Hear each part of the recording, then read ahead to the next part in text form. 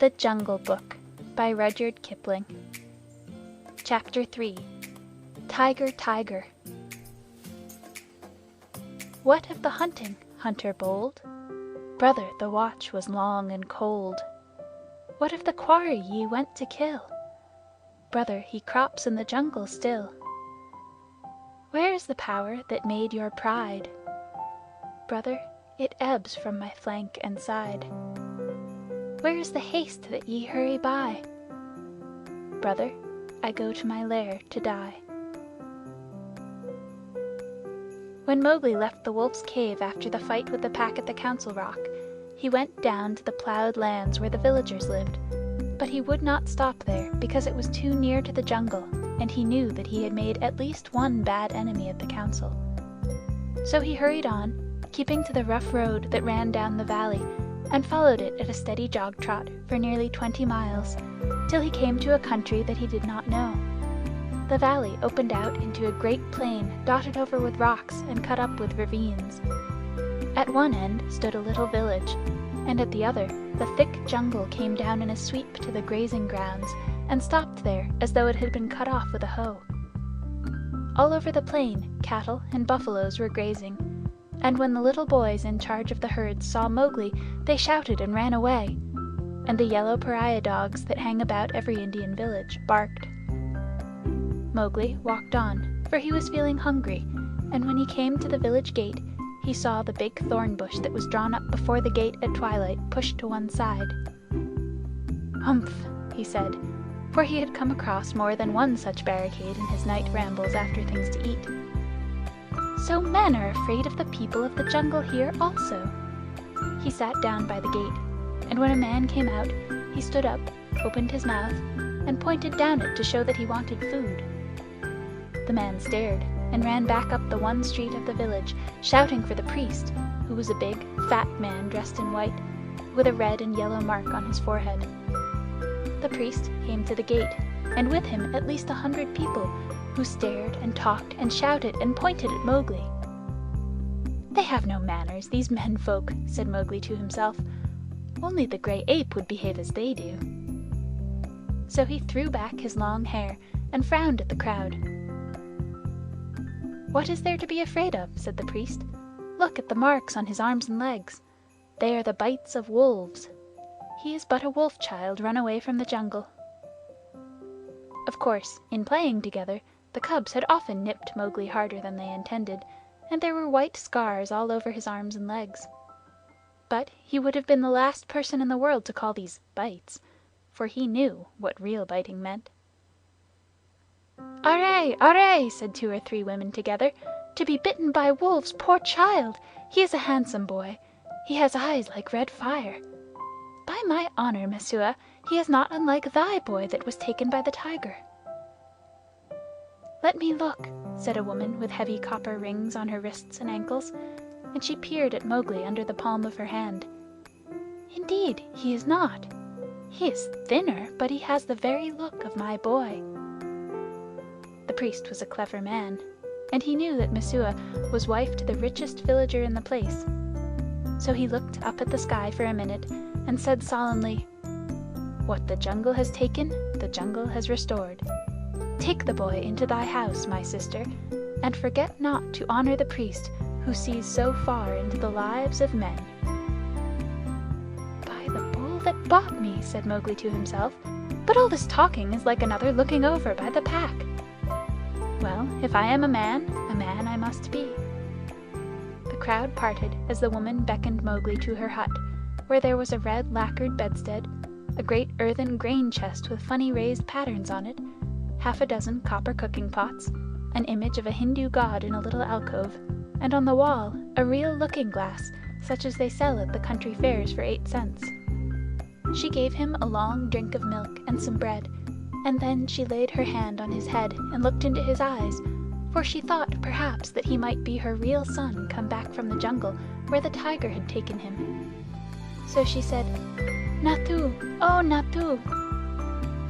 Mowgli did not show that he knew the name. "Dost thou not remember the day when I gave thee thy new shoes?" She touched his foot, and it was almost as hard as horn. "No," she said sorrowfully. "These feet have never worn shoes. But thou art very like my Natu, and thou shalt be my son." Mowgli was uneasy, because he had never been under a roof before. But as he looked at the thatch, he saw that he could tear it out at any time if he wanted to get away, and that the window had no fastenings. "What is the good of a man," he said to himself at last, "if he does not understand man's talk? Now I am as silly and dumb as a man would be with us in the jungle. I must speak their talk." He had not learned while he was with the wolves to imitate the challenge of bucks in the jungle and the grunt of the little wild pig for fun. So, as soon as Messua pronounced a word, Mowgli would imitate it almost perfectly, and before dark he had learned the name of many things in the hut. There was a difficulty at bedtime, because Mowgli would not sleep under anything that looked so like a panther trap as that hut, and when they shut the door he went through the window. "Give him his will," said Messua's husband. "Remember, he can never till now have slept on a bed. If he is indeed sent in the place of our son, he will not run away." So Mowgli stretched himself in some long, clean grass at the edge of the field, but before he had closed his eyes, a soft gray nose poked him under the chin. "Phew!" said Gray Brother. He was the eldest of Mother Wolf's cubs. "This is a poor reward for following thee 20 miles. Thou smellest of wood smoke and cattle, altogether like a man already. Wake, little brother, I bring news." "Are all well in the jungle?" said Mowgli, hugging him. "All except the wolves that were burned with the red flower. Now listen. Shere Khan has gone away to hunt far off till his coat grows again, for he is badly singed. When he returns, he swears that he will lay thy bones in the Waingunga. There are 2 words to that. I also have made a little promise. But news is always good. I am tired tonight, very tired with new things, Gray Brother. But bring me the news always." "Thou wilt not forget that thou art a wolf? Men will not make thee forget?" said Gray Brother anxiously. "Never. I will always remember that I love thee and all in our cave, but also I will always remember that I have been cast out of the pack. And that thou mayest be cast out of another pack. Men are only men, little brother, and their talk is like the talk of frogs in a pond. When I come down here again, I will wait for thee in the bamboos at the edge of the grazing ground." For 3 months after that night, Mowgli hardly ever left the village gate. He was so busy learning the ways and customs of men. First, he had to wear a cloth round him, which annoyed him horribly, and then he had to learn about money, which he did not in the least understand, and about plowing, of which he did not see the use. Then the little children in the village made him very angry. Luckily, the law of the jungle had taught him to keep his temper, for in the jungle, life and food depend on keeping your temper. But when they made fun of him because he would not play games or fly kites, or because he mispronounced some word, only the knowledge that it was unsportsmanlike to kill little naked cubs kept him from picking them up and breaking them in 2. He did not know his own strength in the least. In the jungle he knew he was weak compared with the beasts, but in the village people said that he was strong as a bull. He certainly had no notion of what fear was, for when the village priest told him that the god in the temple would be angry with him if he ate the priest's mangoes, he picked up the image, brought it over to the priest's house, and asked the priest to make the god angry, and he would be happy to fight him. It was a horrible scandal, but the priest hushed it up, and Messua's husband paid much good silver to comfort the god. And Mowgli had not the faintest idea of the difference that caste makes between man and man. When the potter's donkey slipped in the clay pit, Mowgli hauled it out by the tail and helped to stack the pots for their journey to the market at Khanhiwara. That was very shocking too, for the potter is a low caste man, and his donkey is worse. When the priest scolded him, Mowgli threatened to put him on the donkey too, and the priest told Messua's husband that Mowgli had better be set to work as soon as possible. And the village headman told Mowgli that he would have to go out with the buffaloes the next day and herd them while they grazed. No one was more pleased than Mowgli, and that night, because he had been appointed a servant of the village, as it were, he went off to a circle that met every evening on a masonry platform under a great fig tree. It was the village club, and the headman and the watchman and the barber, who knew all the gossip of the village, and old Buldeo, the village hunter, who had a tower musket, met and smoked. The monkeys sat and talked in the upper branches, and there was a hole under the platform where a cobra lived, and he had his little platter of milk every night, because he was sacred. And the old men sat around the tree and talked, and pulled at the big hookahs, the water pipes, till far into the night. They told wonderful tales of gods and men and ghosts, and Buldeo told even more wonderful ones of the ways of beasts in the jungle, till the eyes of the children, sitting outside the circle, bulged out of their heads. Most of the tales were about animals, for the jungle was always at their door.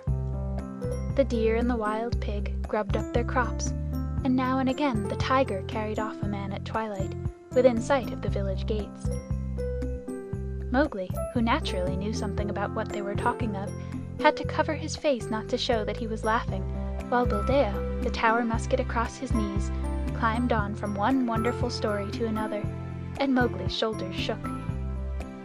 Buldeo was explaining how the tiger that had carried away Messua's son was a ghost tiger, and his body was inhabited by the ghost of a wicked old money-lender who had died some years ago.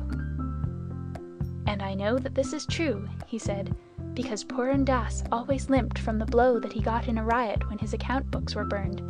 And the tiger that I speak of, he limps too, for the tracks of his pads are unequal." "True, true, that must be the truth," said the greybeards, nodding together. "Are all these tales such cobwebs and moon talk?" said Mowgli. "That tiger limps because he was born lame, as everyone knows. To talk of the soul of a moneylender in a beast that never had the courage of a jackal is child's talk." Buldeo was speechless with surprise for a moment, and the headman stared. "Oh, it is the jungle brat, is it?" said Buldeo. "If thou art so wise, better bring his hide to Khanhiwara, for the government has set 100 rupees on his life.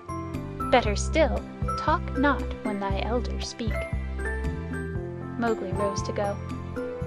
"All the evening I have lain here listening," he called back over his shoulder, "and, except once or twice, Buldeo has not said one word of truth concerning the jungle, which is at his very doors. How then shall I believe the tales of ghosts and gods and goblins which he says he has seen?" "It is full time that boy went to herding," said the headman, while Buldeo puffed and snorted at Mowgli's impertinence. The custom of most Indian villages is for a few boys to take the cattle and buffaloes out to graze in the early morning and bring them back at night, and the very cattle that would trample a white man to death allow themselves to be banged and bullied and shouted at by children that hardly come up to their noses. So long as the boys keep with the herds they are safe, for not even the tiger will charge a mob of cattle. But if they straggle to pick flowers or hunt lizards, they are sometimes carried off.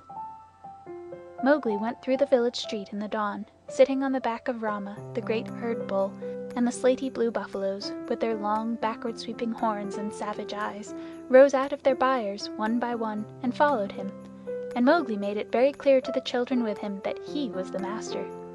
He beat the buffaloes with a long, polished bamboo, and told Kamya, one of the boys, to graze the cattle by themselves, while he went on with the buffaloes, and to be very careful not to stray away from the herd.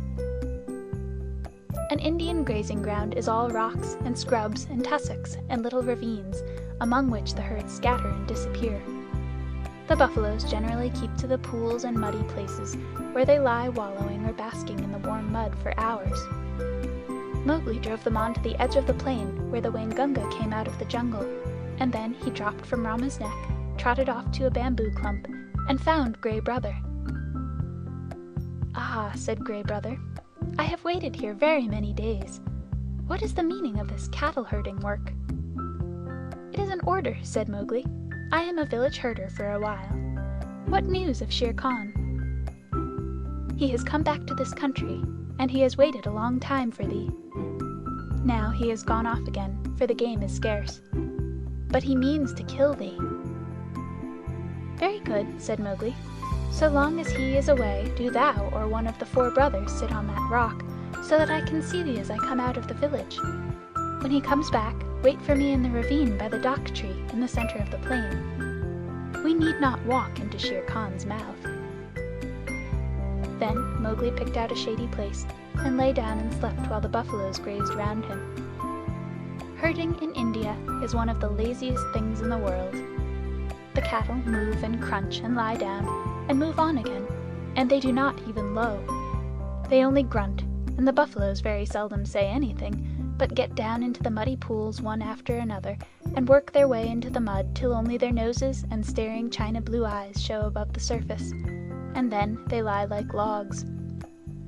The sun makes the rocks dance in the heat, and the herd children hear one kite, never any more, whistling almost out of sight overhead, and they know that if they died, or a cow died, that kite would sweep down, and the next kite miles away would see him drop and follow, and the next, and almost before they were dead there would be a score of hungry kites come out of nowhere.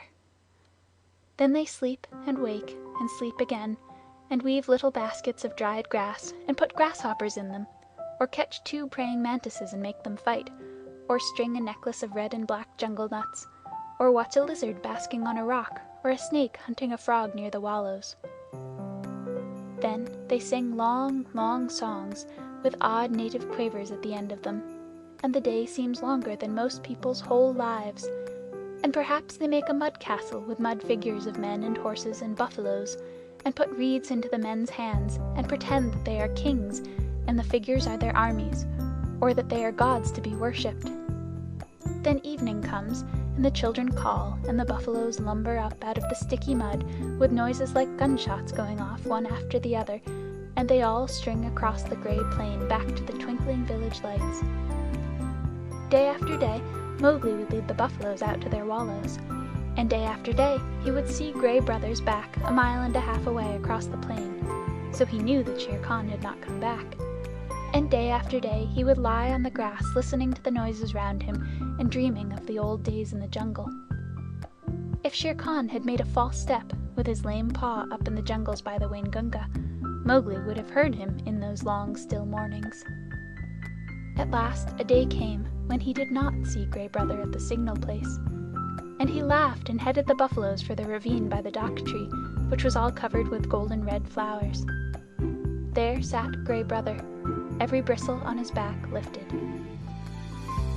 "He has hidden for a month to throw thee off thy guard. He crossed the ranges last night with Tabaqui, hot foot on thy trail," said the wolf, panting. Mowgli frowned.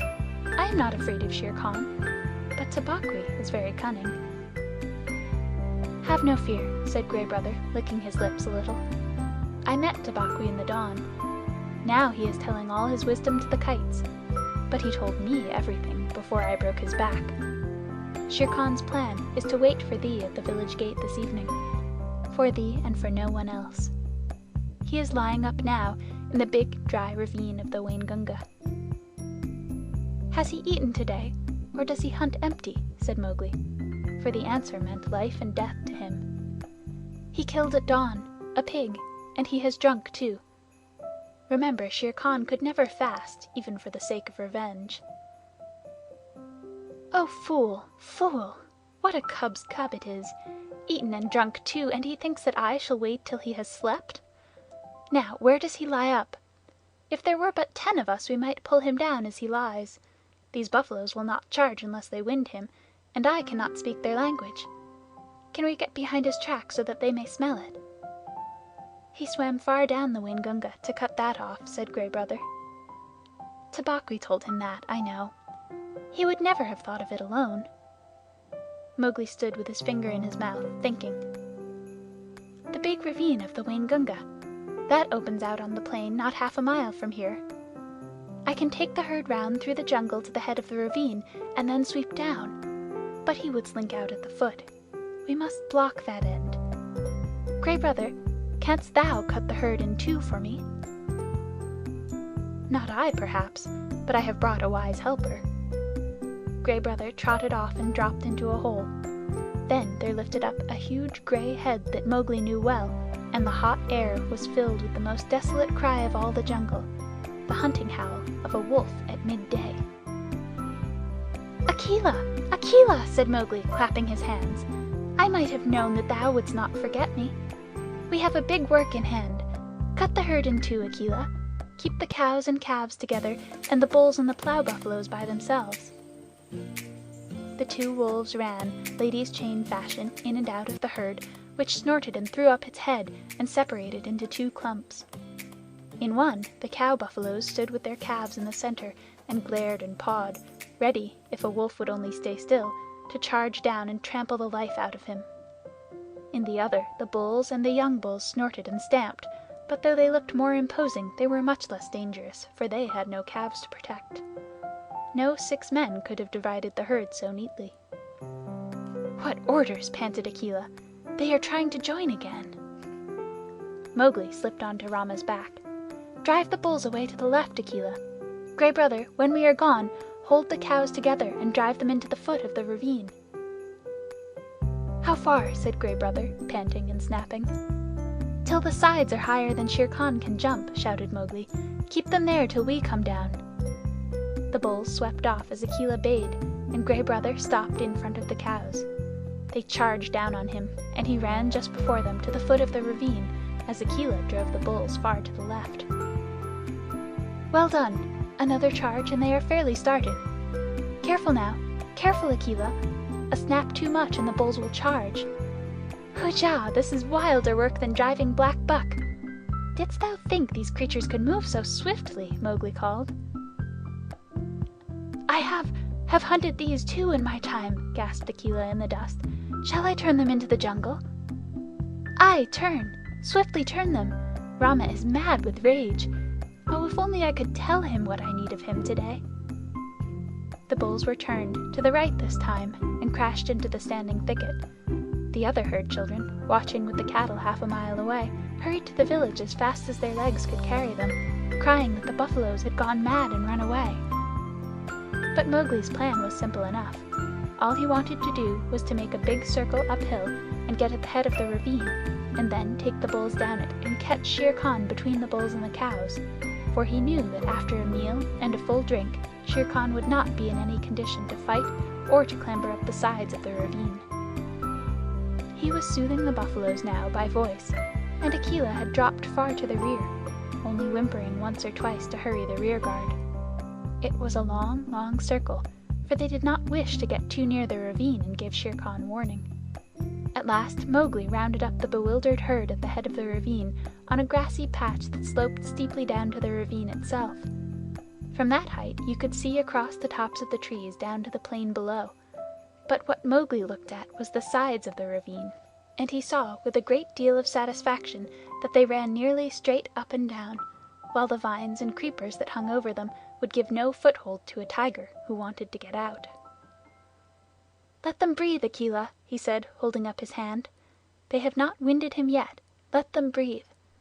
I must tell Shere Khan who comes. We have him in the trap. End of Chapter 3, Part 1.